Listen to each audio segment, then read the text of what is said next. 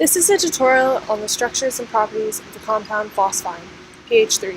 We will go through the steps of how to draw its Lewis structure, molecular geometry, electron domain geometry, bond, molecular polarity, and finally the predominant types of intermolecular forces. Now let's draw the pH 3's Lewis structure. Phosphorus has 5 valence electrons, and there are 3 hydrogen valence electrons, each with 1, which adds to 8. The number of electrons needed is 8, plus 3 times 2, which is 14.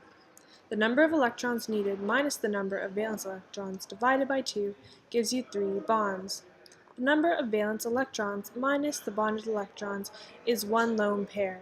If you put them all together, you will get the Lewis structure. Now, this is how pH 3's geometric shape looks like. The thick line for hydrogen in the middle means that the element is coming out of the page because it is a 3D model. The AXE notation is AX3E because there are 3 bonded electrons to 1 lone pair. The steric number is 4 because there are 4 electrons and lone pairs. The electron domain geometry is tetrahedral because it takes into account that the steric number is 4.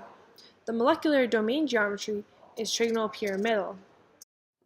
Now let's determine pH 3's bond polarity. To do this, we have to subtract the electronegativities of phosphorus and hydrogen and get the absolute value.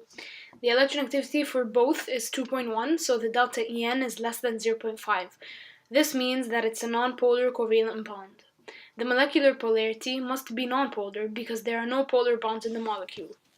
The intermolecular force for pH 3 is London dispersion since it's a nonpolar molecule and there are no hydrogen bonds.